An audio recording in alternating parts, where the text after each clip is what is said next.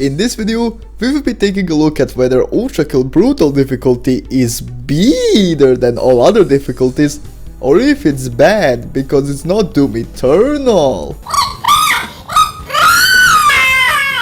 And I don't think I need to explain that joke again. So, as you might have seen, Ultrakill Arsenal update dropped completely out of nowhere, introducing not only the missing 3 red weapons, but also the final ult weapon, and, best of all, Brutal difficulty. You know, like Brutal Doom, but actually better. So let's take a look at all of that and see how it all comes together, shall we? Now it may sound crazy, but Brutal difficulty might just be a whole new game altogether, especially with some of the enemy changes that completely change how you approach them. So I guess an intro is in order. Ultrakill is a fast-paced FPS game where the protagonist is a blood-fueled robot.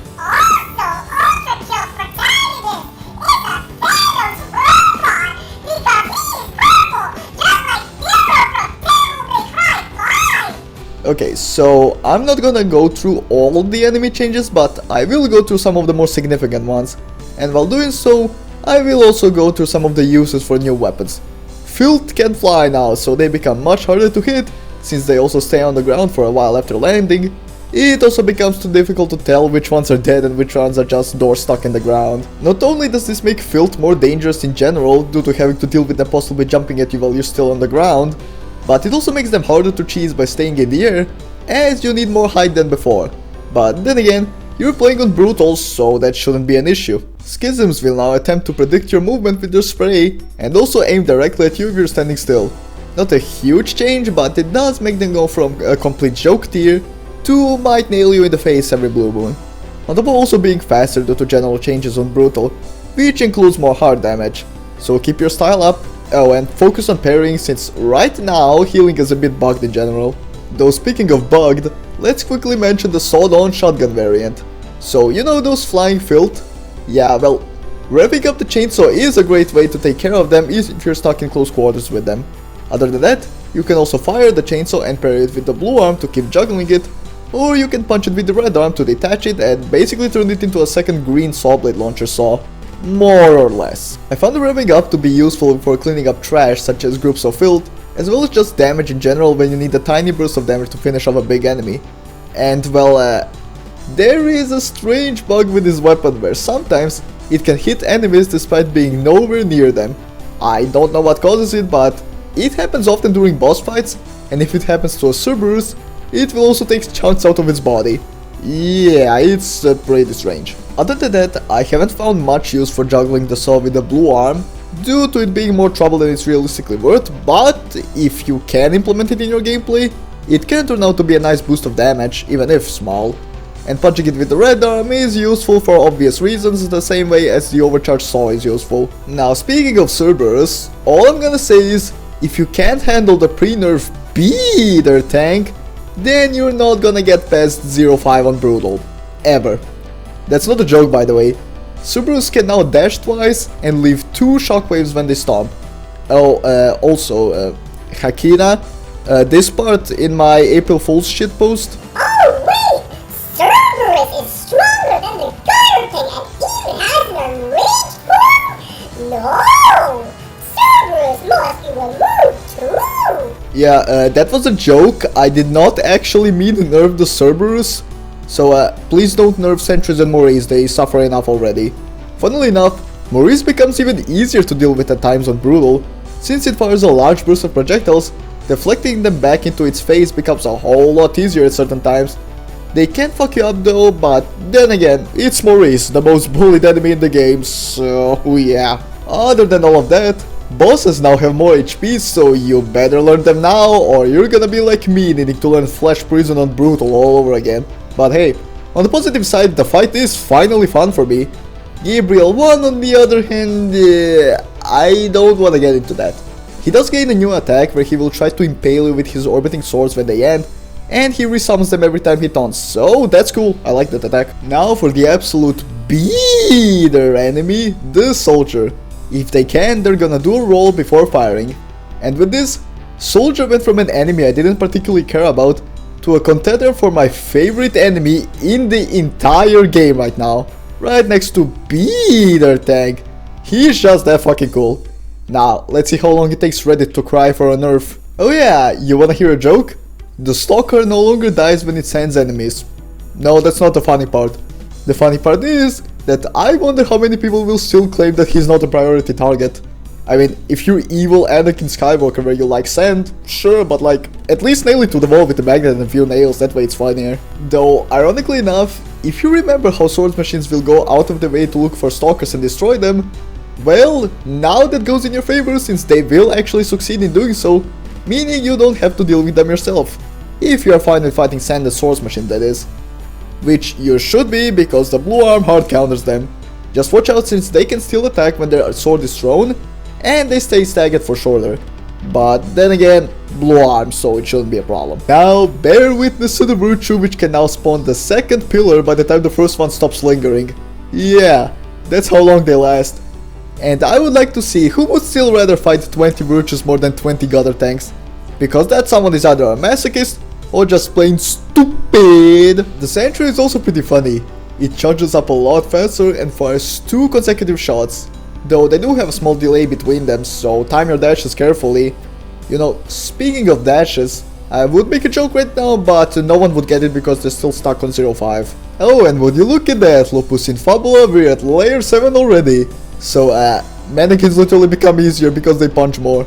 Same cannot be said for the Chain Gunner from Doom, as he will now enrage when he gets parried or when his shield is destroyed. And on top of that, while he is enraged, he cannot be parried. You know, there are 2 jokes to be had here about the first Gutterman in 7.2, but once again, for one of them, the people who would get it are still stuck on 0.5, so skip please. But the second joke about the parrying, well... This is bad because the design of the enemy doesn't tell me that it's going to punch me, and it doesn't make any sense that I parry the course of Mayos, remove the unnecessary elongated business, because game balancing is a foreign concept to me. Well, how the turn's tabled. Yeah. Remember when motherfuckers were telling me about how the original Guttertank went against the core design philosophy of Ultrakill, and therefore it had to be nerfed? Yeah, that aged particularly well. What can I say? Reddit is not exactly known for being smart. Now it is kinda funny, and I might as well segue into this since that's all the enemy buffs I wanted to talk about.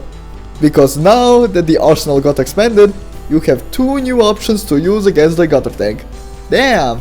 Almost like Hakita had plans for it all along that people didn't respect when they cried for a nerf.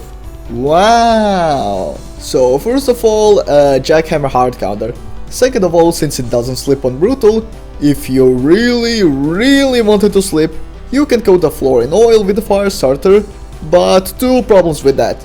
Number 1, you would have to spend so much time to position it correctly since those puddles are very tiny, and he walks decently fast, and then bait its punch just to have it slip once. So basically every other enemy would have to be fucking dead for you to be able to waste time doing that. And number 2, the same time and effort that you spend onto that could literally be spent to, you know, the obvious. Other than that, as the name implies, oil can be set on fire and it can also be put on enemies so that they can be set on fire. And the reason why you would want to do that is because enemies that are on fire take 50% more damage from all sources. So have fun with those healthy bosses. And yes, you can skate on oil. Wow, cool, it's like... there. Moving on. The red shotgun I already went over, so our third and final red variant is the Jumpstart. And well, it's the best one out of the 3. You can fire a cable which will charge up and electrocute enemies, which also causes conductor to activate. If the enemy is hit by a saw, the charge progress jumps up a bit. This can also chain to nearby enemies and across magnets, but when it's in water, it will simply electrocute anything in said body of water, player included. This also happens with the blue railgun now. And since the arsenal is now complete, well, it's actually not, where the fuck is the yellow arm? Anyways, as I was saying, final ult weapon. This time for the shotgun, and it's the Jackhammer. Yeah. Very bold move to make it for the shotgun and not the rocket launcher, as the shotgun is very hard to take out of someone's hands. But it does deliver. It's a short range weapon which deals more damage the faster you are moving. The fastest speed being possible very simply by either slamming or whiplashing and then letting go before you get fully pulled.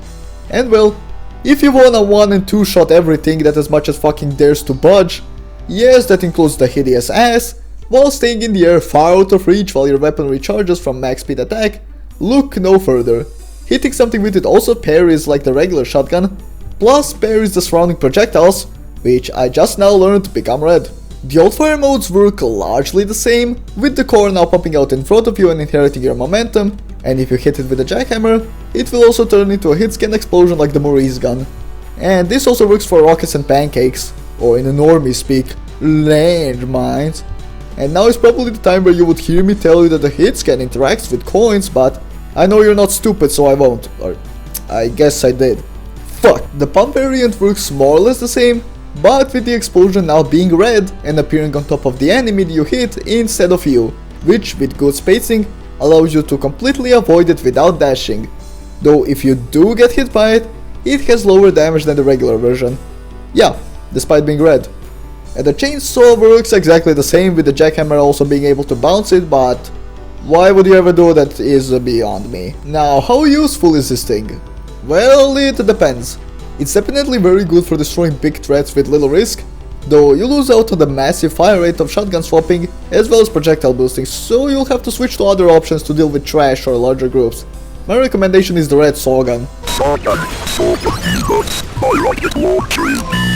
Not to mention it does take some getting used to, since it really fucks with your muscle memory.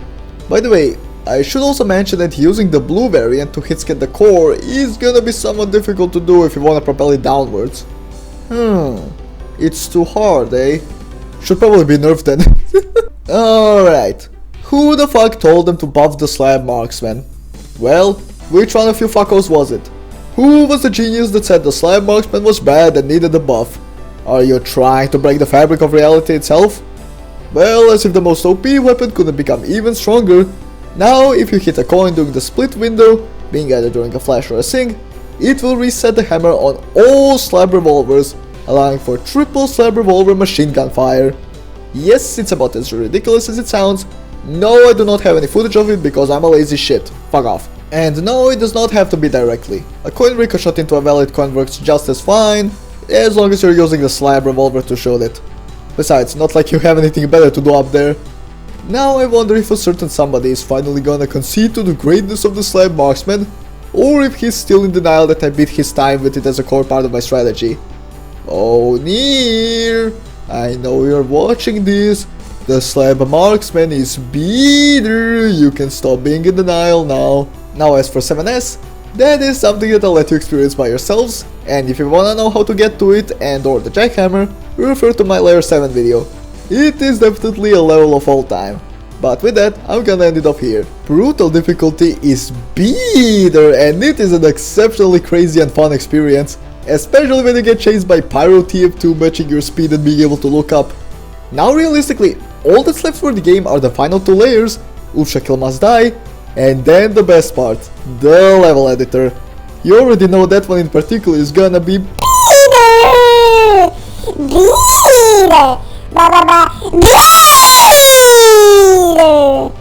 Alright then, be sure to like and subscribe to boost me in the algorithm. Thank you for watching and I'll see you next time. And no, I am not sorry for that.